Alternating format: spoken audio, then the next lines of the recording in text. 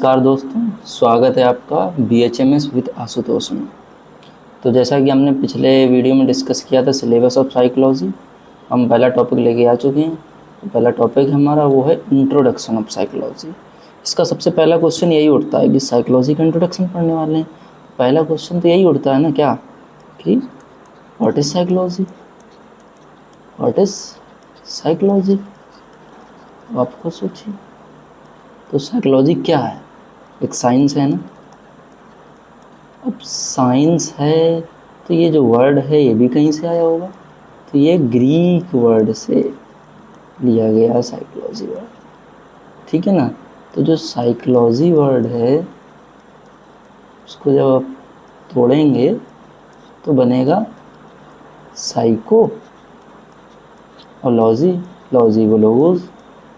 Psycho का मतलब होता है सोल या माइंड, और लोगोस का मतलब होता है स्टडी। तो साइकोलॉजी मेनली क्या हुआ? स्टडी ऑफ माइंड या सोल। अब ऐसे धीरे धीरे साइकोलॉजी की डेफिनेशन डेवलप हुई, अलग अलग लोगों ने अलग अलग बातें बोली।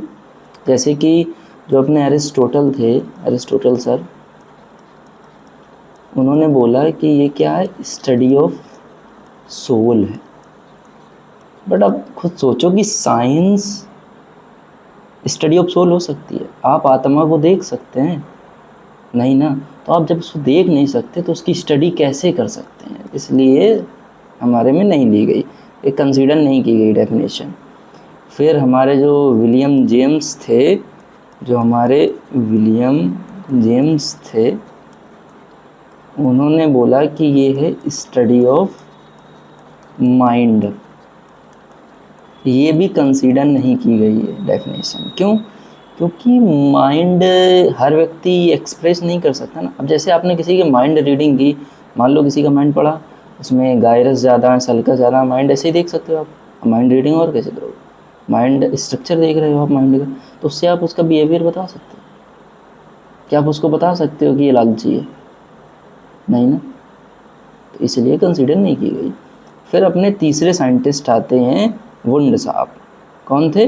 वुंड साहब, विलेहम वुंड, WOWUNDT।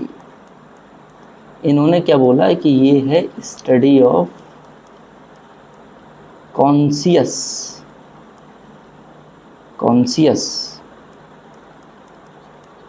एक्सपीरियंस।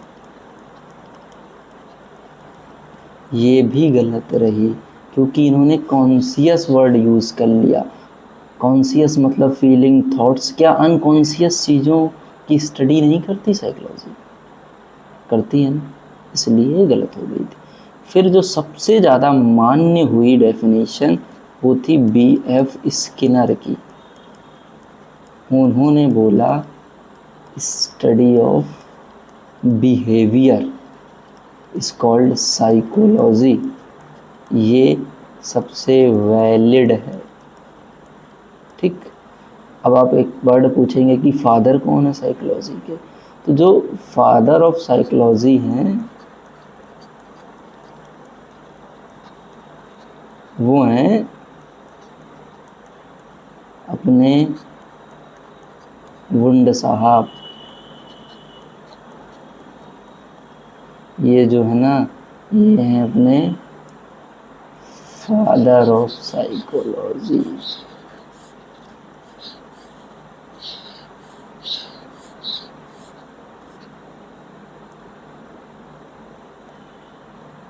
इनको डब्बे में बंद कर लेते हैं, ठीक है। ये हो गया अपना। अब अगला जो अपना इसी में इंट्रोडक्शन ऑफ साइकोलॉजी में जो पार्ट है अपना अगला, वो है एम ऑफ साइकोलॉजी। साइकोलॉजी का एम क्या है? तो लॉजिकली एम क्या होना चाहिए साइकोलॉजी का? किसी के बिहेवियर को समझना। तो इसमें 3 पॉइंट आते हैं एम ऑफ साइकोलॉजी में। कितने पॉइंट आते हैं इसमें? 3 पॉइंट आते हैं। नंबर 1 पॉइंट है अंडरस्टैंड बिहेवियर।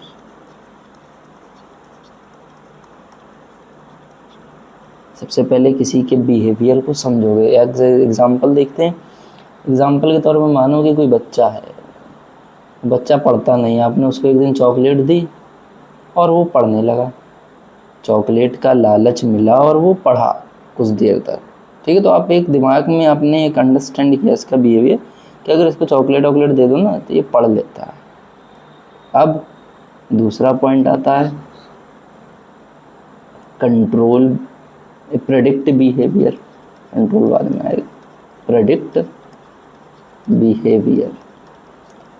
अब सोचो उसी बच्चे को जब आपने समझ लिया कि वो चॉकलेट देने पे पढ़ने लगता है, तो आप उसका बिहेवियर प्रेडिक्ट कर सकते हैं ना कि अगर हम इसको चॉकलेट देंगे और चॉकलेट देने का लालच देंगे तो ये पढ़ेगा, अगर कल मैं इसको चॉकलेट दूंगा तो कल भी ये पढ़ेगा। आपने उसका बिहेवियर प्रेडिक्ट कर दिया।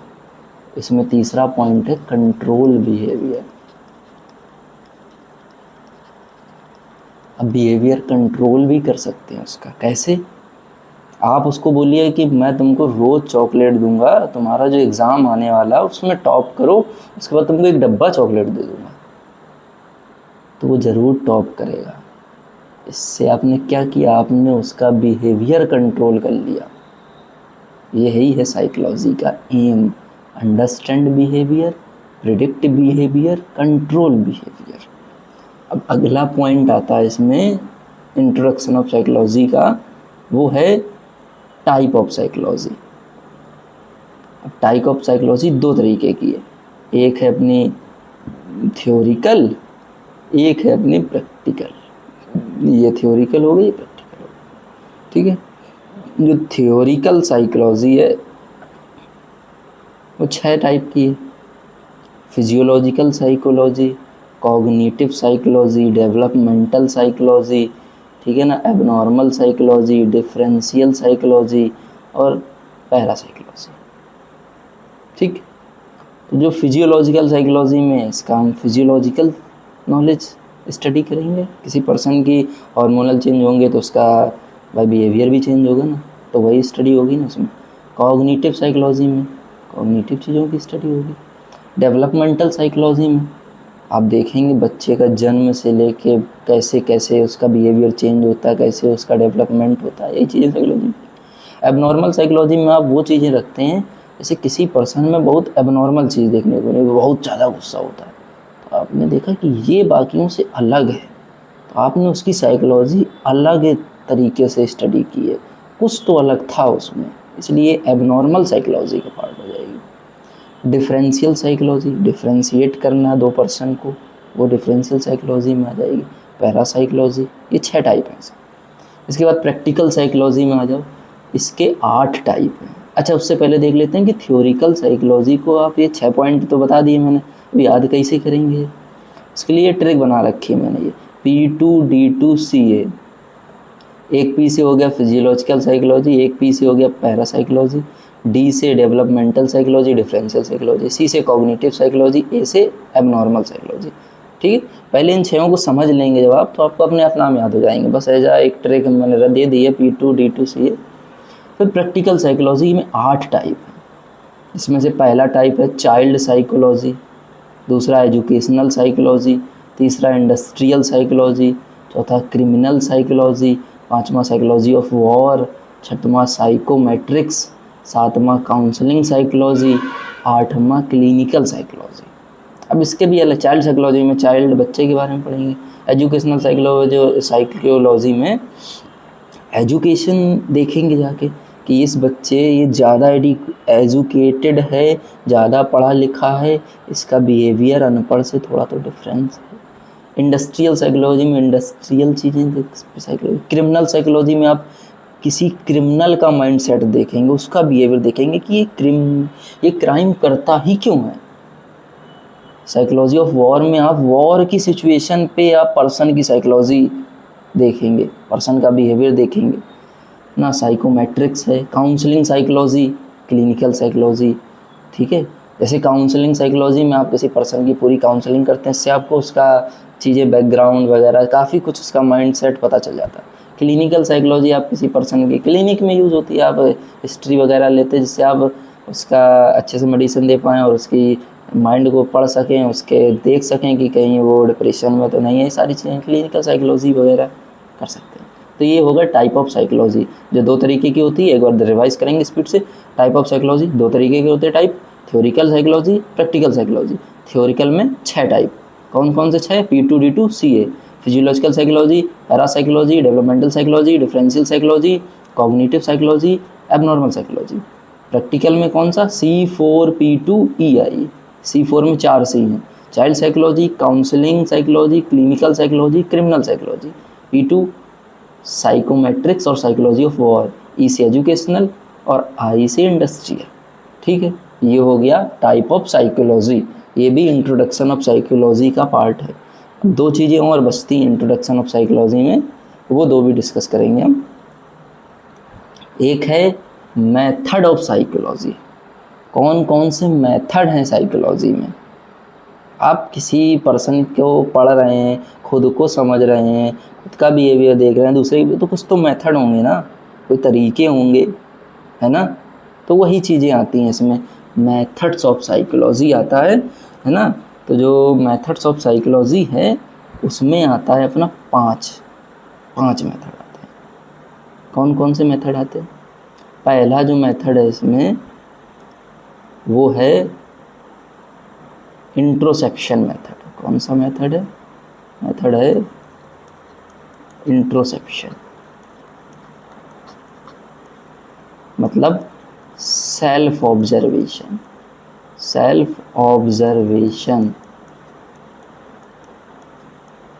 मतलब अगर आप खुद का बिहेवियर देख रहे हैं तो यही मेथड यूज़ करेंगे ना। इसके बाद दूसरा है इसमें ऑब्जर्वेशन। अगर आपका ऑब्जर्वेशन अच्छा होगा तभी दूसरे को अच्छे से ऑब्जर्व कर पाएंगे और उसके माइंडसेट को जान पाएंगे, उसके माइंड को पढ़ पाएंगे। तो ऑब्जर्वेशन मेथड हो गया ना। तीसरा है एक्सपेरिमेंटल।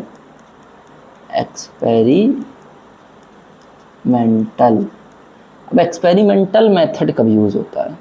आपने मान लो देखा किसी पर्सन में कि ये बंदा ठीक है, इसको गुस्सा नहीं आता। अब आपको पता चलना इसको गुस्सा कब आता है। आपने उसको चिढ़ाया, या मान लो उसको काफ़ी देर तक चिढ़ाया, हैरान किया, उसको गुस्सा आया, किसी पर्सनल मैटर पे चिढ़ाया, तो आपने देखा कि ये किसी पर्टिकुलर पर्सनल मैटर पे चिढ़ रहा है। आपने एक्सपेरिमेंट करके ये चीज़ें पता की ना। वैसे तो नॉर्मल घूमता रहता था, आपने ऑब्जर्व किया, ऑब्जर्व में आपको पता ही नहीं चल रहा था कि उसको गुस्सा कब आ रहा है। ठीक है ना। तो ये एक्सपेरिमेंटल मेथड यूज़ होगा। ठीक है ना, मेथड भी डाल ही देते हैं। मेथड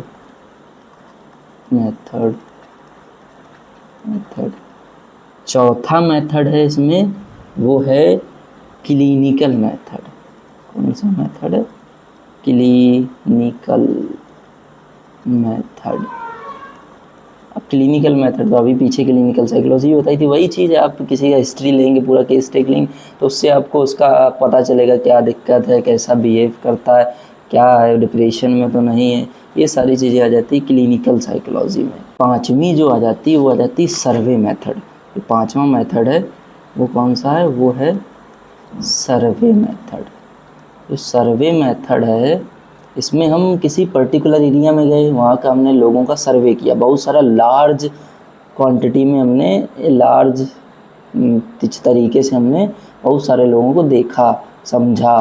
तो इससे हमें पता चला उस एरिया, उस पर्टिकुलर एरिया के इतने लोग ऐसे हैं, इतने लोग ऐसे हैं, मतलब वहाँ का माइंडसेट कैसा है, उस क्षेत्र का माइंडसेट कैसा है। वहाँ के लोग क्रिमिनल हैं, जैसे फेमस होता है ना कि यहाँ का क्षेत्र का लोग ज़्यादातर ख़तरनाक है, इस क्षेत्र के लोग ऐसे, तो वो सर्वे मेथड से ही पता चलेगा ना हमको।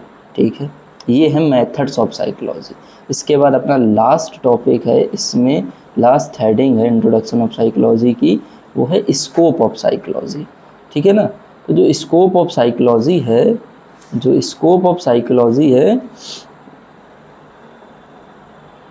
जो स्कोप ऑफ साइकोलॉजी है उसमें दो तरीके हैं। कौन कौन से दो तरीके हैं? उसमें दो तरीके हैं, एक मेडिकल फील्ड में स्कोप, मेडिकल फील्ड का स्कोप, एक नॉन मेडिकल फील्ड का स्कोप। नॉन मेडिकल फील्ड का स्कोप। अब मेडिकल फील्ड में क्या स्कोप है, एज एग्जांपल मैं बता सकता हूँ आपको, जैसे कि डॉक्टर और पेशेंट के बीच में आपको अच्छा, अगर डॉक्टर अच्छे से पेशेंट को समझेगा तो वो समझ पाएगा ना पेशेंट हील कर रहा है कि नहीं कर रहा है, पेशेंट में भी क्या दिक्कतें हैं। और जब डॉक्टर और पेशेंट के बीच का जो बॉन्ड है वो अच्छा होगा तो पेशेंट भी खुल के चीज़ें बता पाएगा डॉक्टर को। तो मेडिकल फील्ड में भी साइकोलॉजी का यूज़ है ना, डॉक्टर भी समझे पेशेंट को, उसका बिहेवियर ऑब्ज़र्व करे। ऐसी नर्स काम करती हैं, वो नर्स अगर पेशेंट के बिहेवियर को समझेंगी, पेशेंट से अच्छा व्यवहार करेंगी तो पेशेंट खुल पाएगा, पेशेंट के काफ़ी सारे जो चीज़ें हैं वो पता लग पाएंगी, पेशेंट जल्दी हील करेगा।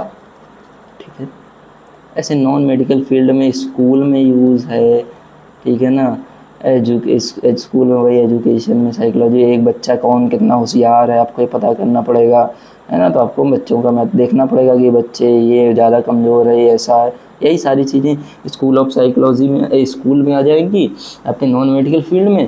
फिर उसके बाद वही इंडस्ट्री में, है ना, टाइप ऑफ साइकोलॉजी आपको याद है ना, इंडस्ट्री में साइकोलॉजी का यूज़ आ जाएगा। आप किसी सोशल एरिया में बैठे हैं, ठीक है ना, वहाँ पे आपकी साइकोलॉजी काम आ जाएगी। तो ये scope of psychology non medical field में है। मेडिकल फील्ड में वही क्लिनिकल में भी काम आती है, ठीक है ना। तो आज के लिए इतना ही था, ये इंट्रोडक्शन ऑफ साइकोलॉजी हो चुका है। अगर आपको चीज़ें अच्छी लग रही हों, पढ़ाने का तरीका अच्छा लग रहा हो, क्योंकि सबके अलग अलग तरीके होते हैं पढ़ाने के, तो आप चैनल को सब्सक्राइब भी कर सकते हैं। आपका मन, आप चैनल को सब्सक्राइब कर दें। देखिए मैं ट्राई करूँगा अपना पूरा बेस्ट, बाकी आप लोग अपना बेस्ट दीजिए, अच्छा एग्ज़ाम दीजिए। अपनी नॉलेज में शेयर कर रहा हूँ, ठीक है ना। थैंक यू, धन्यवाद।